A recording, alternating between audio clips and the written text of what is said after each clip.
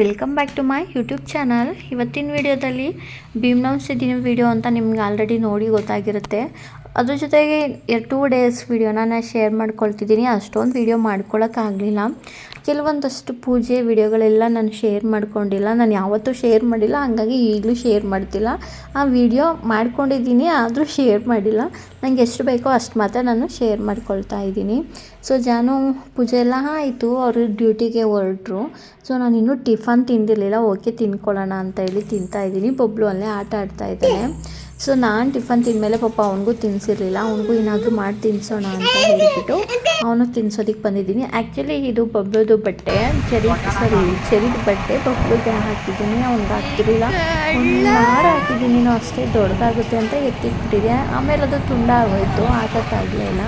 So ಹಂಗಾಗಿ ಬಬ್ಲಿಗೆ ಹಾಕ್ಬಿಟ್ಟು ಅವನಿಗೆ ಹಾಕೊಂಡಿದ್ದೀನಿ. ಜಾನು ಡ್ಯೂಟಿ ಮುಗಿಸ್ಕೊಂಡು ಸಂಜೆ ಬಂದರು. ಸೊ ಟೆಂಪಲಿಗೆ ಹೋಗಿದ್ವಿ. ಅಲ್ಲೆಲ್ಲ ವೀಡಿಯೋ ಮಾಡ್ಕೊಳ್ಳೋಕ್ಕೆ ಹೋಗಲಿಲ್ಲ, ಯಾಕೆಂದರೆ ಯಾವಾಗಲೂ ಅದೊಂದೇ ಟೆಂಪಲ್ಗೆ ಹೋಗ್ತಿರ್ತೀವಲ್ಲ, ಹಂಗಾಗಿ ಬೇಡ ಏನು ತೋರಿಸೋದು ಅಂತ ಹೇಳಿ ವೀಡಿಯೋ ಮಾಡಲಿಲ್ಲ.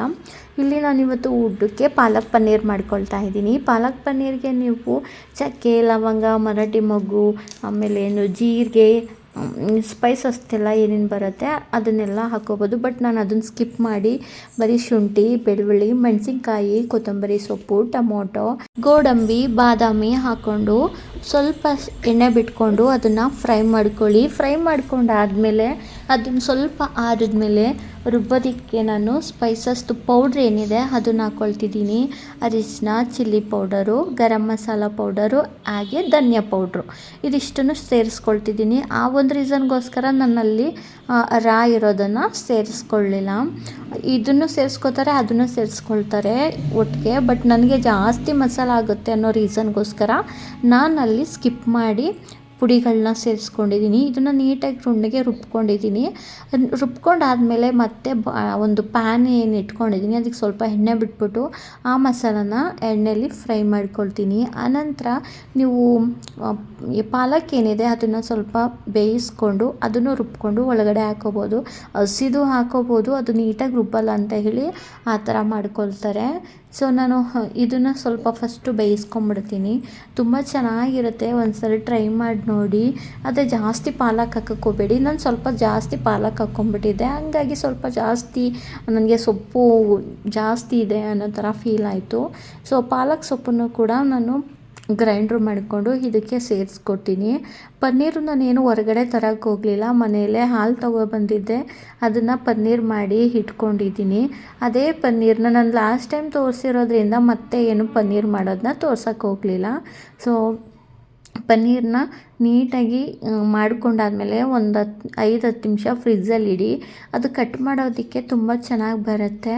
ಸೊ ನಾನು ಫ್ರಿಜ್ಜಲ್ಲಿ ಇಟ್ಬಿಟ್ಟು ಅದನ್ನು ತಗೊಂಡು ಒಂದು ಏನದು ಕಾವಲಿ ಬರುತ್ತಲ್ಲ, ರೊಟ್ಟಿ ಕಲ್ಲು, ಚಪಾತಿ ಕಲ್ಲು ಏನಿರುತ್ತೆ ಅದಕ್ಕೆ ಸ್ವಲ್ಪ ಎಣ್ಣೆ ಹಾಕ್ಕೊಂಡು ಅದ್ರ ಮೇಲೇ ಕ್ಯೂಬ್ ಸೈಜಲ್ಲಿ ಕಟ್ ಮಾಡಿಕೊಂಡು ಅದಕ್ಕೆ ಸ್ವಲ್ಪ ಸಾಲ್ಟ್ ಹಾಕ್ಕೊಂಡು ಎಣ್ಣೆ ಸ್ವಲ್ಪ ಹಾಕ್ಕೊಂಡು ಫ್ರೈ ಮಾಡ್ಕೊಂಡಿದ್ದೀನಿ.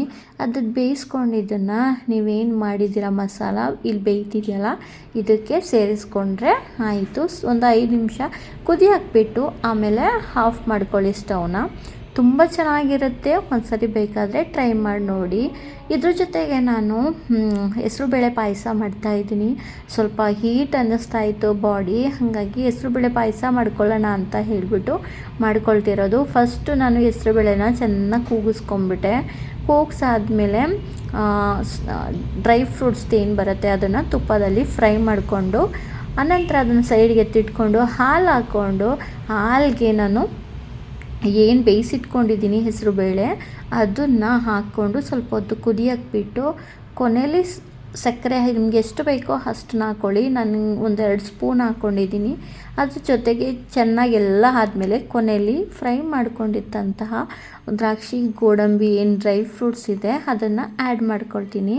ಸೊ ಇವತ್ತಿನ ಊಟಕ್ಕೆ ನಾನು ಮಾಡ್ಕೊಂಡಿರೋದು ಪಾಯಸ ಮತ್ತು ಸ್ವೀಟ್ ಏನಾದರೂ ಮಾಡಬೇಕು ಅನ್ನಿಸ್ತು ಇವತ್ತು ಭೀಮ್ ಅಮಾವಾಸ್ಯೆ ಅಲ್ವಾ. ಹಾಗಾಗಿ ಜಾಮೂನ್ ಮಾಡೋಣ ಅಂತ ಹೇಳಿ ನೋಡಿದೆ, ಬಟ್ ಜಾಮೂನ್ ಪ್ಯಾಕೆಟಲ್ಲಿ ಸ್ವಲ್ಪನೇ ಹಿಟ್ಟಿತ್ತು, ಜಾಸ್ತಿ ನಾನು ನೀರು ಹಾಕ್ಬಿಟ್ಟೆ, ಅದು ತೆಳ್ಳಗಾಗೋಯ್ತು. ಸೊ ನಿಯರ್ ನಮ್ಗೆ ಇಲ್ಲೆಲ್ಲೋ ಅಂಗಡಿ ಇಲ್ಲ, ಹೋಗಿ ತಗೊಂಡು ಬಂದುಬಿಡೋಣ ಅನ್ನೋದಕ್ಕೆ ಅದು ವೇಸ್ಟ್ ಆಯಿತು, ಬಿಸಾಕ್ಬಿಟ್ಟೆ. ಇನ್ನೇನು ಜಾಮೂನ್ ಮಾಡೋಕ್ಕಾಗಲಿವಲ್ಲ, ಸೊ ಪಾಯಸ ಮಾಡ್ಕೊಳ್ಳೋಣ ಅಂತ ಹೇಳಿ ಪಾಯಸನ ಮಾಡ್ಕೊಳ್ತಾ ಇರೋದು. ಸೊ ಇಲ್ಲಿ ಪಾಯಸ ಮಾಡ್ತಿರೋದನ್ನ ನಾನು ನಿಮಗೆ ಆಮೇಲೆ ತೋರಿಸ್ತೀನಿ. ಜೊತೆಗೆ ಇಲ್ಲಿ ನಾವು ಪಾಲಕ್ ಪನ್ನೀರ್ಗೆ ಚಪಾತಿನ ಮಾಡ್ಕೊಳ್ತಾ ಇದ್ದೀನಿ. ಜಾಸ್ತಿ ಏನು ಮಾಡ್ಕೊಳ್ತಿಲ್ಲ, ನನಗೊಂದು ಜಾನುಗೊಂದು ಸರಿಗೊಂದು 3 ಚಪಾತಿ ಮಾಡ್ಕೊಳ್ತಾ ಇರೋದು. ಆ 3 ಚಪಾತಿ ಸಾಕಾ ಅಂದರೆ ಇಲ್ಲ, ರೈಸು ಕೂಡ ಮಾಡಿದ್ದೀನಿ, ಹಾಗೆ ಸಾಂಬಾರು ಕೂಡ ಮಾಡಿದ್ದೀನಿ. ಹಾಗಾಗಿ ಒಂದೊಂದು ಚಪಾತಿ ಮಾಡ್ಕೊಳ್ತಿದ್ದೀನಿ, ರೈಸ್ ಉಳ್ಕೊಂಬಿಡತ್ತೆ ಅಂತ. ಸೊ ಇವತ್ತಿನ ಊಟಕ್ಕೆ ಚಪಾತಿ, ಪಾಲಕ್ ಪನ್ನೀರು, ಪಾಯಸ, ಅನ್ನ, ಸಾಂಬಾರು ಇದಿಷ್ಟು ಕೂಡ ಪ್ರಿಪೇರ್ ಮಾಡ್ಕೊಂಡಿದ್ದೀನಿ. ಆಲ್ರೆಡಿ ಟೈಮ್ ಆಗೋಗಿತ್ತು. ಸ್ವಲ್ಪ ಹಪ್ಪಳ ಮತ್ತು ಬಜ್ಜಿ ಮಾಡ್ಕೊಳ್ಳೋಣ ಅಂದ್ಕೊಂಡಿದ್ದೆ, ಟೈಮ್ ಆಯ್ತಲ್ಲ ಇಷ್ಟೇ ಸಾಕು ಅಂತ ಹೇಳಿ ಅದನ್ನು ಅಲ್ಲಿಗೆ ನಿಲ್ಲಿಸ್ದೆ. ಸೊ ಇದೇ ಇವತ್ತಿನ ನಮ್ಮ ಒಂದು ಭೀಮ್ ಅಮಾವಾಸ್ಯೆಯ ಸ್ಪೆಷಲ್ ಊಟ ಅಂತಲೇ ಹೇಳ್ಬೋದು.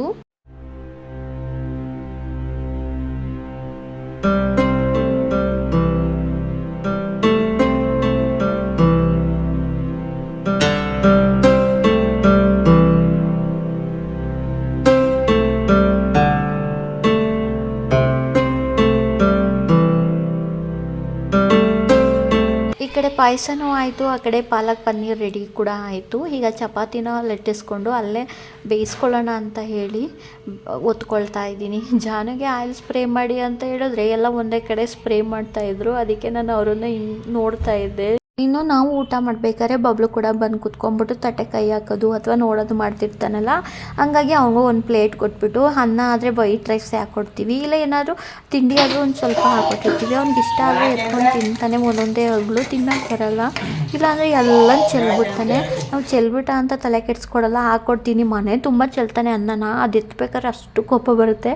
ಬಟ್ ನಮ್ಮ ತಟ್ಟೆಗೆ ಹಾಕ್ತಾನೆ ಇರ್ತಾನೆ ಕೈಯ ಅಂತೇಳಿ ಏನಾದರೂ ಕೊಟ್ಟು ಕೂರಿಸ್ತೀನಿ, ಚೆಲ್ಲಿದ್ರೂ ಪರವಾಗಿಲ್ಲ, ಅಭ್ಯಾಸ ಆಗೋಗುತ್ತೆ ಅಂತ. ನಮಗೂ ತೆಗೆದು ಅಭ್ಯಾಸ ಆಗುತ್ತೆ. ಅವ್ನಿಗೂ ಹಾಗೆ ಪಾಲಕ್ ಪನ್ನೀರ್ ಹಾಕ್ಕೊಟ್ಟಿದ್ವಿ. ಫಸ್ಟ್ ಸ್ವಲ್ಪ ತಿಂದ, ಆಮೇಲೆ ಇಷ್ಟ ಆಗಲಿ ಎಲ್ಲ ಚೆಲ್ಲಾಕ್ಬಿಟ್ಟ. ಪರವಾಗಿಲ್ಲ, ಕ್ಲೀನ್ ಮಾಡ್ಕೊಳ್ಳೋದು, ಇನ್ನೇನು ಮಾಡೋಕ್ಕಾಗತ್ತೆ. ನಾನ್ ವೆಜ್ ಎಲ್ಲ ಮಾಡಿಕೊಂಡ್ರೆ ಹಾಕ್ಕೊಡಲ್ಲ ಅವನಿಗೆ, ಇನ್ನೂ ಮುಡಿ ಕೊಡ್ಸಿಲ್ವಲ್ಲ, ಹಂಗಾಗಿ ನೋಡಿ ಅವ್ನು ಕಾಯ್ಕೊಂಡು ಕೂತಿದ್ದಾನೆ. ಇವಾಗ ಒಂದು ಬಟ್ಟೆ ತಂದುಕೊಟ್ಟೆ, ಈ ಥರ ಕೈ ಹಾಕ್ತಾ ಇರ್ತಾನೆ ಮಧ್ಯ ಅದು ಸುಟ್ಬಿಟ್ರೆ ಅಂತ ಹೇಳಿ ಈ ಥರ ಅವನಿಗೆ ಒಂದು ಚಿಕ್ಕ ಬಟ್ಲಿಗೆ ಹಾಕ್ಕೊಟ್ಬಿಟ್ಟು ಕೂರಿಸ್ಬಿಟ್ರೆ ಅವ್ನು ತಿಂತಾನೆ. ಇಷ್ಟ ಆದರೆ ತಿಂತಾನೆ, 2 ಬೆರಳಲ್ಲಿ ಎತ್ತಿಂಗೆ ಇಟ್ಕೋತಾನೆ. ಚೆನ್ನಾಗಿದ್ದರೆ ತಿಂತಾನೆ, 1-2 ಟೈಮ್ ತಿಂತಾನೆ. ಆಮೇಲೆ ಚೆನ್ನಾಗಿಲ್ಲದೆ ಇರಲಿ ಬಟ್ಲಲ್ಲಿ ಇರೋದೆಲ್ಲ ಚೆಲ್ಬಿಟ್ಟು ಕೆಳಗಡೆ ಬಿದ್ದಿರೋದೆಲ್ಲ ಇನ್ನು ದೂರಕ್ಕೆಲ್ಲ ಎಸ್ಬಿಟ್ಟು ಓಡಾಡ್ಕೊಂಡು ಮತ್ತೆ ಬಂದು ಅನ್ನ ಆದರೆ ಮತ್ತೆ ಬಾಯಿಗೆ ಇಟ್ಕೊಳ್ಳೋದು, ಈ ಥರ ಎಲ್ಲ ಮಾಡ್ತಿರ್ತಾನೆ. ಬೇಜಾರಾಗುತ್ತೆ ಆ ಟೈಮಲ್ಲಿ, ಮತ್ತೆ ಇನ್ನೊಂದು ಕೆಲಸ ಕೊಟ್ಟನಲ್ಲ ಅಂತ.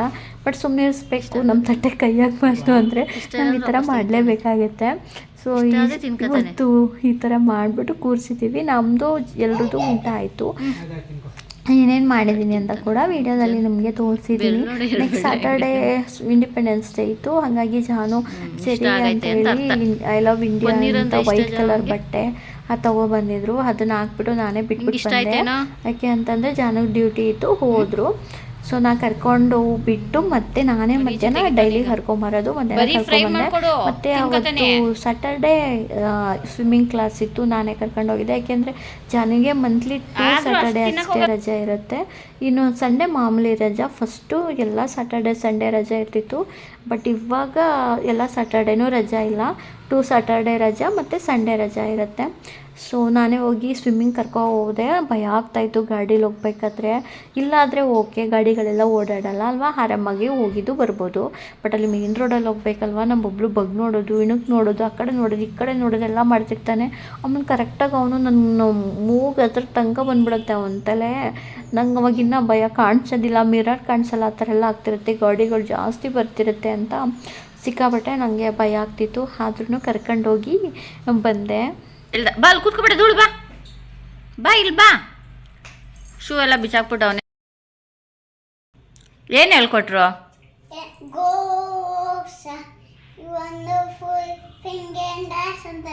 ಆಮೇಲೆ ಹೇಳು ಎಷ್ಟು. ಹಾಂ, ಆಮೇಲೆ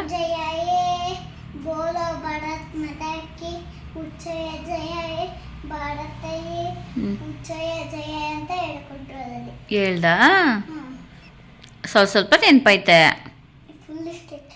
ಜಾಸ್ತಿ ಹೇಳ್ಕೊಟ್ರು. ನಿಂಗೆ ಸ್ವಲ್ಪ ನೆನಪಾಯ್ತಾ?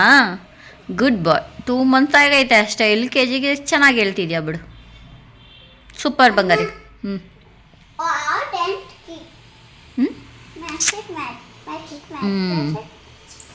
ಓಕೆ, ಹೋಗಿ ಬಟ್ಟೆ ಚೇಂಜ್ ಮಾಡ್ಕೊ. ಲೈಫಲ್ಲಿ ದುಡ್ಡು ಎಷ್ಟು ಇಂಪಾರ್ಟೆಂಟು?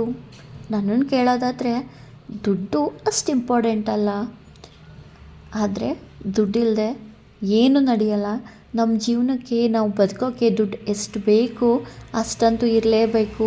ಜನ ನಮಗೆ ದುಡ್ಡು ನೋಡಿ, ಕೆಲವರು ನಮ್ಮನ್ನ ಆಸ್ತಿ, ಅಂತಸ್ತು, ದುಡ್ಡು, ಕಾರು ಇದೆಲ್ಲನೂ ನೋಡಿ ಅವರು ಕೊಡೋ ಮರ್ಯಾದೆನೂ ಕೂಡ ಚೇಂಜ್ ಆಗುತ್ತೆ. ಅಂಥ ಮರ್ಯಾದೆ ಅಂತೂ ಬೇಕಾಗಿಲ್ಲ ನಮಗೆ. ದುಡ್ಡು ಇಲ್ಲದೇ ಇರಲಿ, ವ್ಯಕ್ತಿತ್ವಕ್ಕೆ ಬೆಲೆ ಕೊಟ್ಟು ಯಾರು ಮಾತಾಡಿಸ್ತಾರೋ ಅಂಥವ್ರ ಹತ್ರ ಮಾತ್ರ ಮಾತಾಡಿ. ಇನ್ನು ಉಳಿದವರಿಂದ ಅವ್ರು ಮಾತಾಡಿಸಿದ್ರು ನಾವೇ ಅವರಿಂದ ದೂರ ಇರೋದು ಒಳ್ಳೆಯದು ನನಗೆ ಅನಿಸೋ ಪ್ರಕಾರ. ತುಂಬ ಜನನ ನೋಡಿದ್ದೀನಿ, ತುಂಬ ಟ್ರೀಟ್ ಮಾಡಿರೋದು ನೋಡಿದ್ದೀನಿ. ತಾವು ಮಾಡಿರೋದು ಮಾತ್ರ ಹೇಳ್ತಾರೆ, ಆದರೆ ಅವರು ನಮ್ಮ ಹತ್ರ ಮಾಡಿಸ್ಕೊಂಡಿರೋದನ್ನ ಮಾತ್ರ ಹೇಳಲ್ಲ. ಯಾವಾಗಲೂ ಅಷ್ಟೇ, ನಾವು ಮಾಡೋ ತಪ್ಪು ಮಾತ್ರ ಕಾಣಿಸುತ್ತೆ, ಅವ್ರು ಮಾಡಿರೋ ತಪ್ಪು ಅವ್ರಿಗೆ ಕಾಣಿಸೋದೇ ಇಲ್ಲ.